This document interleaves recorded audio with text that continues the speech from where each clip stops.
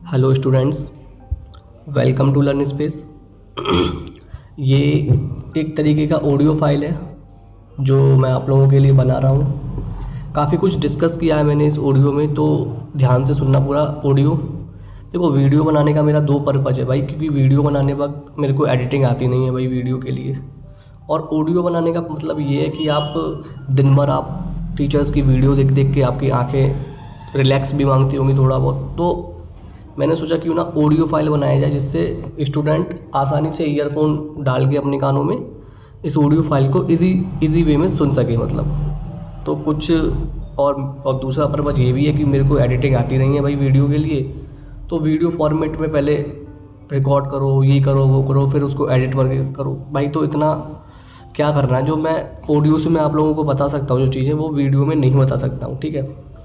और ना ही मेरे को कोई मतलब है भाई वीडियो बनाने के, मेरे को व्यू चाहिए, ये चाहिए। जो जेन्युइन चीज़ें हैं ना आप लोगों के लिए, वो मैं इस ऑडियो फाइल में लाया हूँ। तो इसमें मैं क्या डिस्कस करूँगा, डिस्कस आपके सब्जेक्ट ही करूँगा, जो आपके 4 सब्जेक्ट जो है ना एसएससी सीजीएल 2023 के लिए जो बच्चा प्रिपेयर कर रहा है, उन्हीं के लिए मैंने बताऊँगा मैं कि आप अब 2 महीने में कैसे आप उस चीज़ को इस तरीके से कर ले कि आपका प्री क्वालिफाई हो जाए, ठीक है। पहले मैं बात करूँगा मैथ के ऊपर। देखो, मैथ अगर आप एक टीचर से देखो, फ्रेशर्स की भी बात करूँगा और जो रिपीटर्स हैं मैं उनकी भी बात कर लूँगा, ठीक है। तो पहले मैं बात करूँगा फ्रेशर्स की। फ्रेशर्स के साथ क्या सीन है, अगर वो पिछले 1 महीने से या अब वो टीचर से पढ़ने की सोच रहा है, मतलब फॉर्म आने के बाद इसने फॉर्म फिल कर दिया है, अब वो सोच रहा है कि मैथ को पढ़ लूँ मैं, तो वो बच्चा सबसे बड़ी गलतफहमी में है। या लोगों ने, किसी ने रिकमेंड कर दिया है कि आप इन टीचर से पढ़ लो तो आप प्री क्वालिफाई हो जाएगा। बिल्कुल गलत रिकमेंड किया है जिसने भी आपको किया है। अगर आप 2024 के लिए आप अगर प्रिपेयर कर रहे हो तो अभी आप एक टीचर को पकड़ लो, बेस्ट है।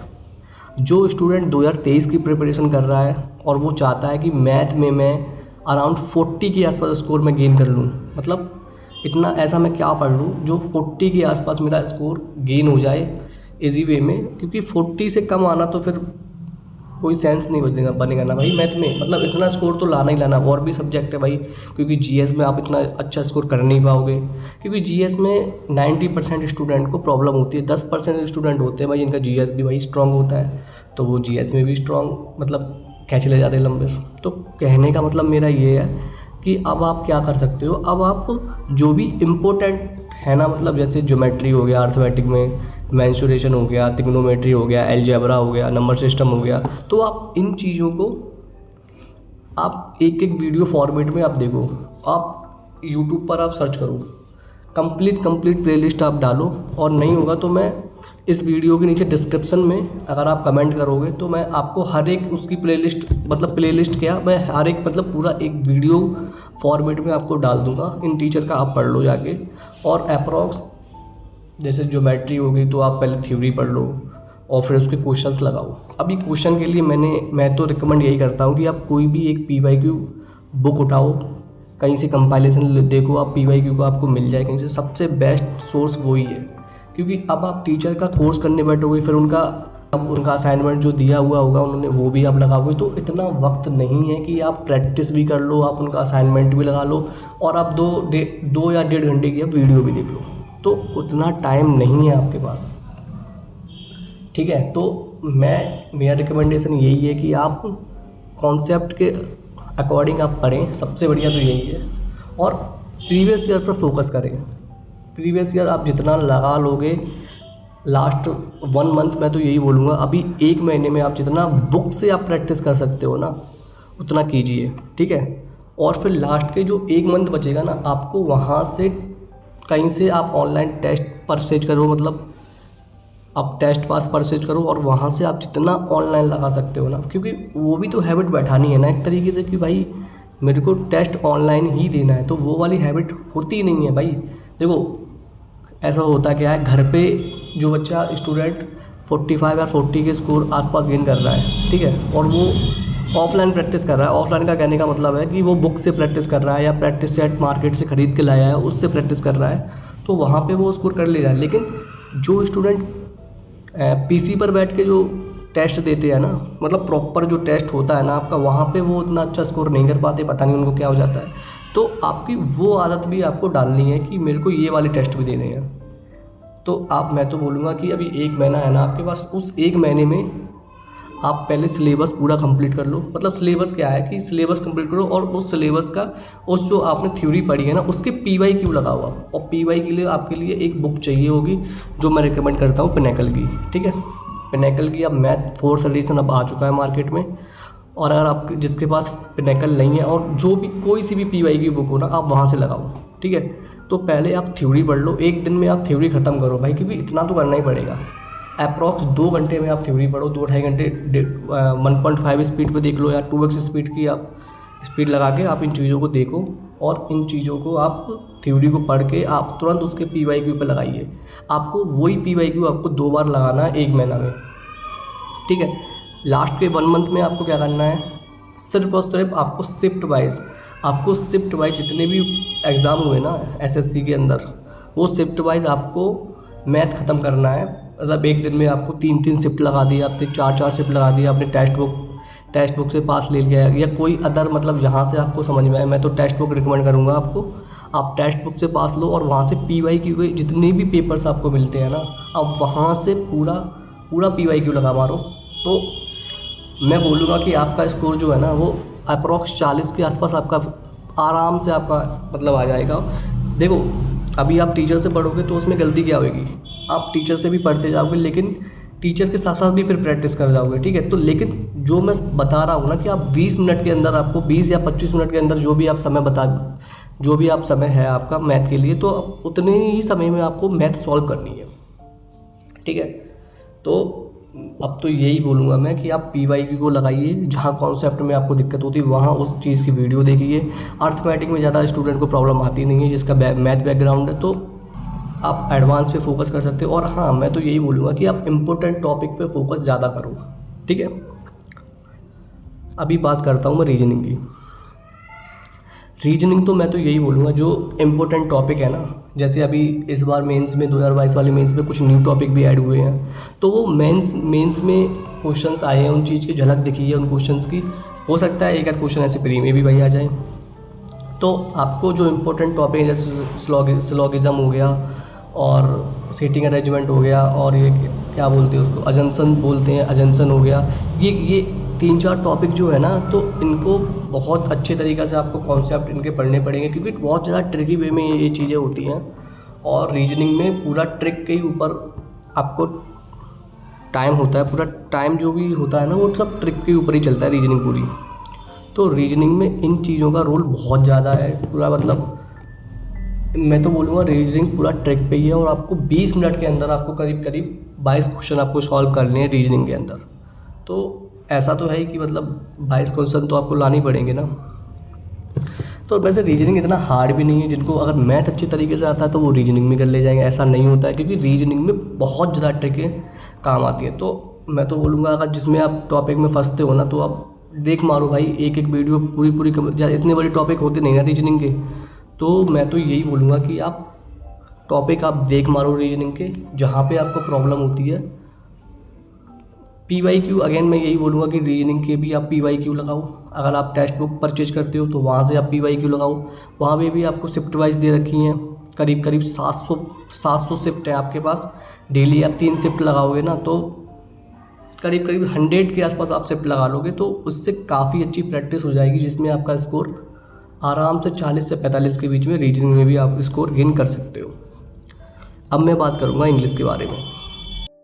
देखो, इंग्लिश में क्या होता है कि आप अब कुछ नया नहीं पढ़ सकते हो। अगर आपने ग्रामर एक बार ख़त्म किया हुआ है, अगर आपने नहीं ख़त्म किया है, तो मैं तो यही रिकमेंड करूँगा कि पहले आप रूल्स को ख़त्म कर दो, क्योंकि अब प्रॉपर ग्रामर पढ़ने का आपके पास टाइम नहीं है। आप जितना क्विक हो सकता है ना, उतनी जल्दी आप ग्रामर को ख़त्म करो। अप्रॉक्स में अगर आपके पास 1 मंथ में बचाऊँ तो डेली अगर 1 घंटा भी आप ग्रामर पे दोगे ना, तो मेरा कहना यही है कि आप 1 मंथ में आप आराम से कवर कर जाओगे ग्रामर को।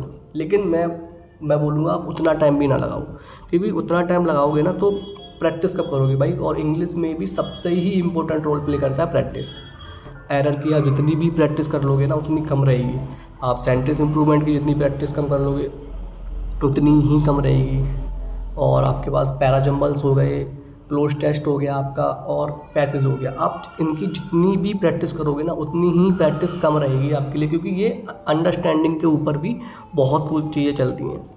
तो मैं तो यही बोलूँगा कि पहले आप एक कंप्लीट ग्रामर की आपको वीडियो मिल जाए कहीं से, यूट्यूब वगैरह से कहीं से भी आप मिल जाए तो आप पहले वो पढ़ लीजिए। मैं रिकमेंड करूँगा, एक चैनल है इंग्लिश विद रानी मैम करके, वहाँ पे 60 इम्पोर्टेंट रूल की एक वीडियो है जो करीब 7-8 घंटे के आसपास की होगी या कम की भी हो सकती है। तो मैं तो बोलूँगा सबसे पहले आप वो फिनिश करो, क्योंकि वो काफ़ी इम्पोर्टेंट वीडियो है जो मतलब फ्रेशर है, जो अभी मतलब इंग्लिश के लिए और जो अभी मतलब जल्दी में ही करना चाहता है। तो कहने का मतलब ये है, आप समझ जाओ 2023 के लिए जो प्रिपेयर कर रहा है ना उसके लिए वो वीडियो ग्रामर के लिए बहुत बढ़िया है, ठीक है।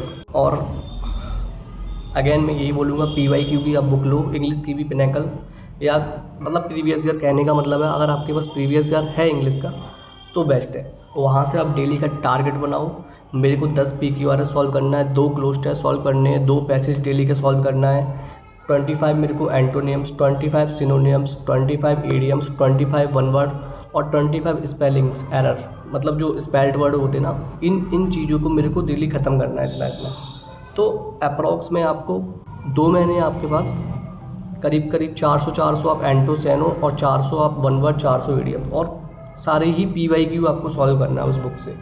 और जितने भी एरर्स हैं आप एरर्स तब सॉल्व करें जब आप वो वीडियो देख लें जो मैंने बताई हुई है, या एक ग्रामर की कंप्लीट वीडियो आपको अगर 10-12 घंटे के आसपास मिल जाती है तो 3-4 दिन में आप वो ख़त्म कर दो वीडियो को, ठीक है। तो ऐसे करके आप इंग्लिश का कर सकते हो, क्योंकि इंग्लिश में अब गेम रहता है भाई पूरा, क्लोज टेस्ट, PQRS, अंडरस्टैंडिंग के ऊपर इसका ज़्यादा गेम रहता है। अगर आपकी अंडरस्टैंडिंग अच्छी है ना तो आराम से आप 35 से 40 नंबर आप इंग्लिश में गेन कर सकते हो, और अगर इंग्लिश ठीक है तो आप 40 से 45 के बीच में भी आप आराम से स्कोर कर जाओगे, ठीक है। जो भी मैंने सोर्स बताया है ना वो इंग्लिश के लिए बेस्ट है। और जैसा कि मैंने बताया था कि आपके पास टेक्स्ट बुक का आपके पास पास होगा तो वहाँ से इंग्लिश के भी आप प्रीवियस ईयर शिफ्ट वाइज आप डेली 2 या 3 पेपर आप डेली वहाँ से शिफ्ट वाइज लगा सकते हो। अप्रॉक्स 700 के आसपास वहाँ पे शिफ्ट पड़ी हुई हैं, ठीक है। आप ढूंढोगे तो आपको प्रीवियस ईयर के नाम से मिल जाएगी। तो काफ़ी बेहतरीन वो कंटेंट है, क्योंकि वो मैं क्यों बता रहा हूँ कि वो आपको प्रैक्टिस ही करनी पड़ेगी सबसे ज़्यादा, क्योंकि आपका जो एग्ज़ाम है ना वो ऑनलाइन मोड में है, तो आपको प्रैक्टिस भी ही ऑनलाइन करनी पड़ेगी, ठीक है। अगर आप अभी आप वीडियो पे हैं तो आप समझ गए होंगे कि भाई कितना एफर्ट लगता है वीडियो बनाने में, तो इसलिए मैं ऑडियो फाइल को रिकॉर्ड कर रहा हूँ सीधा सीधा। समझने वाले समझ जाएंगे, नहीं समझने वाले तो फिर पूरा यूट्यूब छानने वालों कुछ नहीं मिलेगा उनको, ठीक है। अभी सबसे इम्पोर्टेंट जो टॉपिक है ना वो है GS। सबसे इम्पोर्टेंट मतलब मैं बोलूँगा, अगर आप यहाँ पे 20 से 25 नंबर भी आप गेन करते हो प्री में तो बहुत ही मतलब बढ़िया स्कोर मैं मानूंगा भाई। अगर जो 20-25 नंबर भी जो गेन करता है ना भाई GS के पोर्शन में, तो वो काफ़ी अच्छा स्कोर है उस बच्चे के लिए। अभी सबसे बड़ी प्रॉब्लम कहाँ पे होती है, अच्छा रिपीटर्स की मैंने जो बात बोली थी ना, रिपीटर्स के लिए कुछ नहीं है, बस जो टेक्स्ट बुक का जो पास लोगे ना आप, वहाँ पे आप डेली 4 शिफ्ट लगाओ, 4 शिफ्ट आप हर एक सब्जेक्ट की लगाओ ना। 4 शिफ्ट आपने मैथ की लगा ली, 4 शिफ्ट आपने इंग्लिश की लगा ली, 4 शिफ्ट आपने GS की लगा ली, और 4 शिफ्ट ही आपने रीजनिंग की लगा ली। और अगर आपके पास इसके अलावा भी कुछ टाइम बचता है डेली का तो आप लास्ट में आगे एक फुल मॉक भी दे सकते हो शाम के टाइम के तरफ। तो रिपीटर्स के लिए भी यही चीज़ है, मतलब जितना भी मतलब मेन फोकस है प्रैक्टिस और PYQ। अगर आप इतना ही कर लोगे ना तो प्री आराम से 140-150 आराम से आप गेन कर लोगे स्कोर, और कोई भी प्रॉब्लम नहीं आएगी। लेकिन इस बार कट ऑफ भी मतलब थोड़ा हाई रहेगा पिछली बार की तरह से, मतलब हालांकि पासिंग के लिए आप क्लियर रनिंग कट ऑफ, लेकिन पिछली बार जो कट ऑफ गई थी ना 115-116 के आसपास, उससे तो ज़्यादा रहेगी ना इस बार कट ऑफ, क्योंकि इस बार नंबर ऑफ़ वैकेंसीज़ कम है और नंबर ऑफ स्टूडेंट्स तो भाई उतना ही रहेगा, ठीक है। जितना पिछली बार फॉर्म पड़ा था ना, नंबर ऑफ़ स्टूडेंट्स उतना ही रहेगा। अभी लास्ट में बात करूँगा GS की। GS में कुछ टॉपिक है, जैसे मैं कोर सब्जेक्ट बोलता हूँ, जैसे कोर सब्जेक्ट हो गई अपने हिस्ट्री हो गया, जियोग्राफी हो गया, इकोनॉमी हो गया, पॉलिटी हो गया, ये कुछ कोर सब्जेक्ट्स हैं, ठीक है। इसके अलावा साइंस भी हो गई, फिजिक्स, केमिस्ट्री, बायो, और इसके अलावा आपके 2 टॉपिक और होते हैं जो कि मोस्ट इम्पोर्टेंट है। करंट अफेयर का एक टॉपिक होता है और एक टॉपिक होता है आपका स्टैटिक का। स्टैटिक क्या होता है? स्टैटिक वो ही होता है जो करंट अफेयर से निकल के आता है, जो चेंज नहीं होता है, वो उसको बोलते हैं हम स्टैटिक। और स्टैटिक जीके वही होता है सब, ठीक है। तो सबसे इम्पोर्टेंट रोल तो मेरे हिसाब से ये करंट अफेयर और स्टैटिक जीके ही आपके लिए रोल प्ले करेगा। कोर सब्जेक्ट का क्या होता है कि आप, मैं तो यही बोलूँगा कि क्वेश्चन का पता नहीं है ना कि हिस्ट्री में क्वेश्चन कहाँ से आ जाए आपके पास। मिडिवल से आ जाएगी, आपको एंशियंट से मिल जाए, या आपको मॉडर्न हिस्ट्री से मिल जाए, कुछ पता नहीं। वैसे क्वेश्चन मॉडर्न हिस्ट्री से आजकल ज़्यादा आ रहे हैं, लेकिन फिर भी अगेन मैं यही बोलूँगा कि इन कोर सब्जेक्ट की बजाय आपको वो 2 सब्जेक्ट जो है ना, स्टैटिक जीके और करंट अफेयर, आप इन पे फोकस ज़्यादा करें। और अगेन मैं यही बोलूँगा कि आप PYQ इसकी भी लें। PYQ जो बुक होती है ना, आप GS की भी PYQ बुक लें, और वहाँ से आप हिस्ट्री हो गई, आपकी इकोनॉमी हो गई, आपकी जियोग्राफी हो गई, आपकी पॉलिटी होगी, आप वहाँ से कवर करें। और स्टैटिक पोर्शन भी आपने उसमें दिया होगा, तो वहाँ से स्टैटिक करके ये चीज़ें आप कवर करें। अच्छा, करंट अफेयर के लिए मैं एक सोर्स बताऊँगा। 1EQ करके एक सोर्स है, 1EQ करके एक टेलीग्राम चैनल है, वहाँ पे वो डेली का करंट अफेयर डालते हैं। तो अगर आपके पास टाइम है, देखो आप करंट अफेयर में होता क्या, अगर आप डेली 1 घंटा 2 घंटा आप अगर करंट अफेयर्स को देते हो ना, तो आपसे बड़ा बेवकूफ़ फिर कोई नहीं है, ठीक है। चाहे आपको ख़राब लगे चाहे अच्छे लगे, बहुत रियलिटी मैं बता रहा हूँ आप लोगों के लिए कि आप अगर डेली 1.5-2 घंटे अगर आप करंट अफेयर दे रहे हो ना, तो आप एग्ज़ाम को भूल जाए, ठीक है। क्योंकि इतना टाइम वेस्ट अगर आप करंट अफेयर पे करोगे ना, तो हो गया भाई आपका काम। आपको मैक्सिमम 25 से 30 मिनट आपको करंट अफेयर पे देना है डेली। जो डेली कोर्स बता रहा हूँ ना, वो बेस्ट है।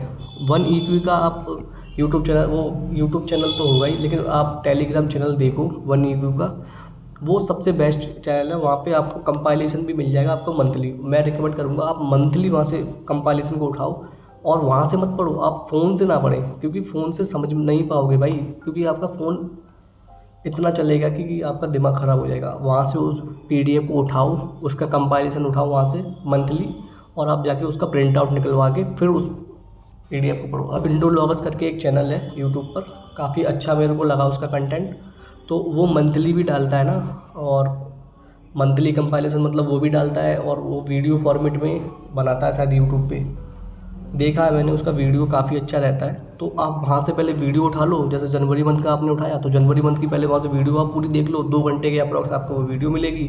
और उसके बाद 1EQ का जो कंपाइलेशन आपने प्रिंट आउट करवाया, वहाँ से आप करंट अफेयर मारो। तो 2 जगह से आप करंट अफेयर ऐसे कर करोगे, फिर तीसरी जगह से आपको क्या करना है, 2 जगह से यहाँ से करने के बाद करंट अफेयर आपको तीसरी जगह देना है टेक्स्ट बुक पर टेस्ट। मंथली करंट अफेयर को वहाँ पे आप टेस्ट दे दो, इससे ज़्यादा करंट अफेयर के लिए आपको करना ही नहीं है, ठीक है। ये सबसे बेस्ट है। और ये मंथली में आप, मैं तो बोलूँगा सैटरडे संडे आप इसका टाइम बांटो करंट अफेयर के लिए। अब उसके बाद आती है स्टैटिक। स्टैटिक एक इम्पोर्टेंट रोल प्ले कर रहा है आपके पूरे सब्जेक्ट में। तो स्टैटिक का पोर्शन आप कैसे कवर करोगे? देखो, सबसे पहले तो मैं बोलूँगा कि आप PYQ ही आप फॉलो करें, ठीक है। आप पूरा PYQ को लगा लें सही से बिल्कुल, क्योंकि वो उससे ज़्यादा इम्पोर्टेंट है ही नहीं कुछ। PYQ को आप सही से लगाएं, 1 बार लगाएं, 2 बार लगाएं, 3 बार लगाएं, ठीक है। मतलब उसी को आप रिपीट करना चाहिए, आपको 2 बार कम से कम एटलीस्ट रिपीट करना है एग्ज़ाम तक स्टैटिक को, ठीक है। और जो भी मैंने हिस्ट्री और ये जो कोर सब्जेक्ट्स मैंने जो बताया ना, कोर सब्जेक्ट को भी आपको PYQ से ही आपको फॉलो करना है, ठीक है। अच्छा, साइंस वाइंस भी, ये भी आपको PYQ से ही पढ़ना है, क्योंकि आप अब जब थ्योरी पढ़ने बैठोगे ना, आप अपना इतना टाइम नहीं, इंटरेस्ट भी होता है ना, तो इंटरेस्ट बनाने के लिए अगर आपको हिस्ट्री समझ में नहीं आ रही है, तो आप 4-5 घंटे की एक प्रॉपर एक वीडियो आप यूट्यूब पर डालोगे, complete video, ancient history complete video, modern history complete history, medieval, तो ऐसे करके आपको वीडियोस मिल जाएंगी यूट्यूब पर। अप्रॉक्स 6-6 घंटे 7-7 घंटे की आपकी वीडियो हो जाएगी, तो 15-20 घंटे में आप हिस्ट्री देख सकते हो। लेकिन ऐसे बहुत ज़्यादा आपको टाइम वेस्ट लगेगा। अगर आप इतना वीडियो देखोगे ना, तो आप स्ट्रेस भी लेने लग जाओगे, क्योंकि वीडियो ही इतना इम्पोर्टेंट नहीं होता है। फाइनल कंक्लूजन मैं करूँगा, क्योंकि ऑडियो काफ़ी लंबा हो गया है, 20 मिनट के अप्रॉक्स निकल चुका है ऑडियो, तो मैं इसको एडिट करूँगा। एडिट करके फिर ये शायद थोड़ा कंसाइज वे में भी हो जाए, थोड़ा छोटा भी हो जाए। लास्ट में मैं यही बताऊँगा कि आपको जितना ज़्यादा आप ऑनलाइन प्रैक्टिस कर सकते हो ना, उतना करो, क्योंकि PYQ और ऑनलाइन प्रैक्टिस ही आपका सिलेक्शन कराएगी पूरे CGL में। और प्री में भी स्कोर आप इससे अच्छा करोगे, और मेंस में भी स्कोर आपको ये अच्छा करेगा, क्योंकि अब टीचर्स से पढ़ने का टाइम गया। टीचर से पढ़ने का टाइम अब आपके पास नहीं है। अगर आप 2024 के लिए आप प्रिपेयर कर रहे हो तो आप अभी टीचर से अच्छी तरीके से पढ़ सकते हो और टीचर के साथ साथ प्रैक्टिस भी कर सकते हो, उनका कंपाइलेशन सीट भी लगा सकते हो जो वो प्रोवाइड करेंगे। तो अगर आप 23 के लिए तैयारी कर रहे हो ना, तो मेरे कहने से जितना मैंने बताया ना आप उतना कर लो। PYQ की बुक्स लगा मारो सारी, ऑनलाइन टेस्ट शिफ्ट वाइज जो भी है वो लगा मारो सारी, और इसके अलावा आपको एक रत्ती भर भी आपको कुछ नहीं करना है, ठीक है। अच्छा, पेपर से 10-12 दिन पहले आपको फुल मॉक भी देने हैं, ठीक है। आप शिफ्ट वाइज तो दे ही रहे होगे ना, तो शिफ्ट वाइज आप तब छोड़ देना 10-15 दिन पहले, और आप 15 दिन पहले आपको डेली एक फुल मॉक देना है, एक प्रीवियस ईयर का फुल मॉक देना है और आपको एक नया मॉक देना है।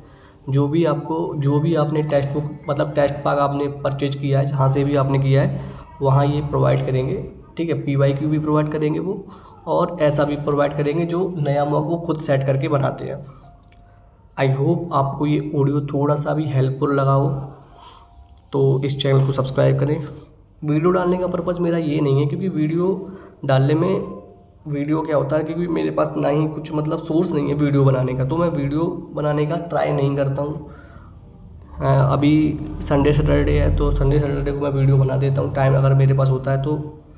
ऑडियो ही मैंने इस बार सोचा बना दूँ, क्योंकि थोड़ा फ्री भी बैठा था रात में। तो ठीक है, आपको वीडियो अच्छा लगा, आपको अगर ऑडियो अच्छा लगा हो तो इस चैनल को सब्सक्राइब कर सकते हैं।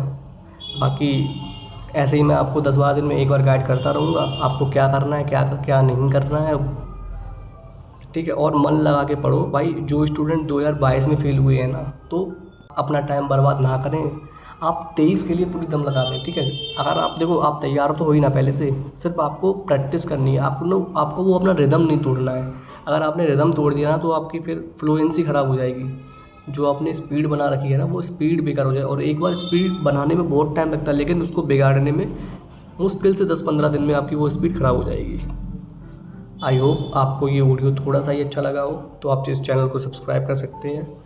Thanks for watching this audio, thanks for watching and please subscribe, do subscribe.